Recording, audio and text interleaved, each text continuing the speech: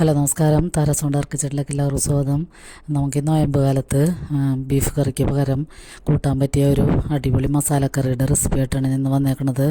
അപ്പോൾ നമുക്കിപ്പോൾ നോമ്പ് കാലമായതുകൊണ്ട് നോൺ വെജൊക്കെ കൂട്ടുന്നതിന് പകരം ഇങ്ങനെയുള്ള മസാലക്കറികൾ വെച്ച് നമുക്ക് അടിപൊളിയായിട്ട് കൂട്ടാം. അപ്പോൾ അതിനുവേണ്ടി ഞാൻ ചേമ്പാണ് എടുത്തേക്കണത് ഇത് കറി വയ്ക്കാൻ.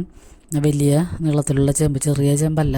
അപ്പോൾ അത് നമ്മൾ നന്നാക്കി കഴുകിയൊക്കെ എടുത്തിട്ട് ഒരു പാനിൽ 2-3 പച്ചമുളക്, ഒരു കഷ്ണം ഇഞ്ചിയും പാകത്തിന് ഉപ്പും കൂടി ചേർത്തിട്ട് ഒരു കപ്പ് വെള്ളവും കൂടി ഒഴിച്ച് നമുക്കത് വേവിക്കാൻ വെക്കാം. അപ്പോൾ ചേമ്പിനൊന്നും അധികം വേവില്ല, പെട്ടെന്ന് വെന്ത് കിട്ടും. അപ്പോൾ നമുക്ക് ഇത് അടുപ്പത്ത് വെച്ചതിന് ശേഷം ഒരു അരപ്പ് തയ്യാറാക്കാം. പിടക്കൊന്ന് തുറന്ന് നമുക്ക് ഒന്ന് ഇളക്കിയിട്ട് കൊടുക്കാം. അപ്പം നല്ല അടിപൊളി മസാലക്കറിയാണത്. നല്ല സൂപ്പർ ടേസ്റ്റിൽ ബീഫൊക്കെ വെക്കണ പോലെ തന്നെ നമുക്ക് ഇങ്ങനത്തെ കറി വെച്ചെടുക്കാം. തേങ്ങ വറുത്തരച്ചൊക്കെയാണ് ഞാനിത് വയ്ക്കണത്. അതിനുവേണ്ടി നമുക്കൊരു അരമുറി തേങ്ങ എടുത്തിട്ട് അത് പാനിലേക്ക് ഇട്ട് കൊടുക്കാം. എന്നിട്ടതൊന്ന് ഇളക്കി കൊടുക്കാം. ഒരു ചെറിയ തീയിൽ വയ്ക്കണം. അപ്പോൾ നമ്മൾ നോൺ സ്റ്റിക്ക് എടുത്തേക്കണ കാരണം പിന്നെ വെളിച്ചെണ്ണ ഒന്നും ഒഴിച്ചു കൊടുക്കേണ്ട ആവശ്യമില്ല. അതിൽ തന്നെ കിടന്ന് നമുക്ക് ചെറുതീയിലിട്ടിട്ടൊന്ന് വറുത്തെടുക്കാം. പിന്നെ അതിൻ്റെ കൂടെ ഞാൻ 5-6 അല്ലി വെളുത്തുള്ളി, 2 കഷ്ണം ചെറിയ ഉള്ളി അതൊക്കെ ചേർത്ത് കൊടുക്കുന്നുണ്ട്.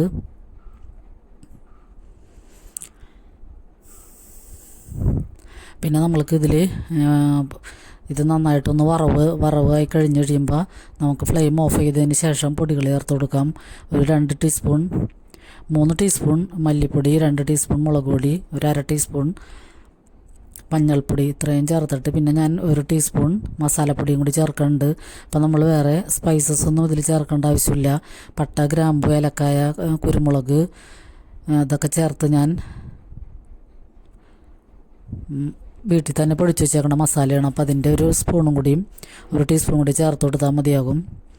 അപ്പോൾ നമുക്കത് ഫ്ലെയിം ഓഫ് ചെയ്തിട്ട് ആ പൊടികളും കൂടി ചേർത്തിട്ട് അതിൻ്റെ പച്ചമണം മാറുന്നതുവരെ ഒന്ന് നന്നായിട്ട് ഇളക്കി കൊടുക്കാം.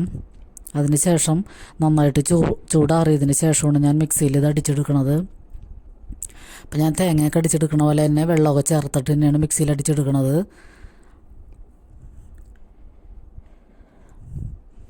പിന്നെ നമുക്കിതിലേക്ക് ഞാൻ കുറച്ച് ചെറിയ ഉള്ളിയും ഒരു സവാളയുടെ പകുതിയും കൂടി എടുത്തിട്ടുണ്ട്. ഇപ്പം നമ്മൾ നേരത്തെ ചേമ്പ് വേവിച്ചപ്പോൾ സവാളയും ഉള്ളിയൊന്നും ചേർക്കാത്ത കാരണം ഞാൻ കുറച്ച് ചെറിയ ഉള്ളിയും സവാളയും എടുത്ത് ചെറുതാക്കി അരിഞ്ഞിട്ടുണ്ട്. പിന്നെ കുറച്ച് കറിവേപ്പിലയും കൂടി എടുത്തിട്ടുണ്ട്. അപ്പം നമ്മൾ വെളുത്തുള്ളി നേരത്തെ അരപ്പിൽ ചേർത്തേക്കണ ചേർക്കേണ്ട ആവശ്യമില്ല. അപ്പോൾ നമുക്ക് വെളിച്ചെണ്ണയിൽ തന്നെയാണ് ഞാനിത് പാകം ചെയ്യണത്. വെളിച്ചെണ്ണ ഒഴിച്ചു കൊടുത്തിട്ട് ഈ ഉള്ളിയും സവാളയൊക്കെ അതിലൊക്കെ ഇട്ടിട്ടൊന്ന് വഴറ്റിയെടുക്കാം. അപ്പോൾ ഇത് ബ്രൗൺ നിറമൊന്നും ആവണ്ട, ഈ ഉള്ളി ഒന്ന് വാടി കിട്ടിയാൽ മതിയാകും. എന്നിട്ട് നമുക്ക് ഈ അരപ്പ് ചേർത്ത് കൊടുക്കാം. അപ്പോഴാണ് വെളിച്ചെണ്ണയുടെയൊക്കെ നല്ല ടേസ്റ്റ് ഉണ്ടാവണം ഈ കറിക്ക്. ഉള്ളിയൊക്കെ മുരിയാതെ തന്നെ പകുതി വാടി കഴിയുമ്പോൾ തന്നെ നമുക്ക് ഈ അരപ്പ് ചേർത്തിട്ട് ചെറുതീയിലിട്ടിട്ടൊന്ന് നന്നായിട്ട് വഴറ്റി കൊടുക്കാം. അപ്പോൾ ഇതിൻ്റെ ഇടയിൽ നമ്മൾ കുറച്ച് ഉപ്പ് ഇതിൽ ചേർത്തിട്ടുണ്ട് അരപ്പിൽ. അപ്പോൾ ഇത് നന്നായിട്ടൊന്ന് വഴന്ന് വരുമ്പോൾ നമുക്ക് മിക്സിയിൽ ജാർ കഴുകിയ വെള്ളം കൂടി ചേർത്തിട്ട് നന്നായിട്ട് തിളപ്പിക്കാം. അപ്പോൾ അതിന് ശേഷം നമുക്ക് വേവിച്ച് വെച്ചിരിക്കുന്ന ചേമ്പ് ഇതിലൊക്കെ ചേർത്തിട്ട് ചെറുതീയിലിട്ടിട്ട് തന്നെ ഒന്ന് നന്നായിട്ട് വഴറ്റി കൊടുക്കാം. അപ്പം നല്ല സൂപ്പർ കറിയാണിത്. നമുക്ക് നോമ്പാലത്തൊക്കെ കൂട്ടാൻ പറ്റിയ ഒരു നല്ല അടിപൊളി കറിയാണ്. അപ്പോൾ ഇതും ഒരു തോരനും കൂടി പപ്പടവും കൂടി ഉണ്ടെങ്കിൽ നമുക്ക് ലഞ്ച് അടിപൊളിയാക്കാം. അപ്പം ഞാൻ നോയമ്പ് കാലത്ത് ഇങ്ങനത്തെ കറികൾ 1-2 പ്രാവശ്യമൊക്കെ വയ്ക്കാറുണ്ട്. ഒന്നില്ലെങ്കിൽ ഉരുളക്കിഴങ്ങ്, ഏത്തക്കായൊക്കെ വെച്ചിട്ട് ഇങ്ങനെ തേങ്ങ വറുത്തരച്ച് വയ്ക്കുക, അല്ലെങ്കിൽ കൂർക്ക വറുത്തരച്ച് വയ്ക്കാറുണ്ട്. അപ്പോൾ ഇങ്ങനെയൊക്കെയുള്ള ഇറച്ചിയും മീനും കൂട്ടാത്ത സമയത്താണ് ഇതൊക്കെ വയ്ക്കാൻ നമുക്ക് തോന്നുന്നത്. അപ്പോൾ എല്ലാവരും ഇങ്ങനത്തെ കറികളൊക്കെ ഒന്ന് വെച്ച് നോക്കുക. നല്ല അടിപൊളി ടേസ്റ്റാണ്. തേങ്ങ വറുത്തെടുക്കേണ്ട ഒരു താമസമുള്ളൂ. നമുക്ക് കറി പെട്ടെന്ന് റെഡിയാകും.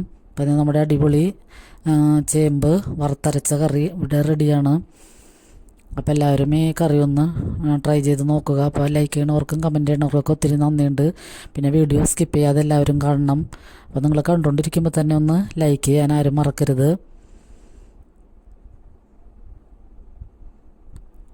അപ്പോൾ അടുത്തൊരു വീഡിയോയുമായി വരുന്നതുവരെ എല്ലാവർക്കും ഒരുപാട് നന്ദി.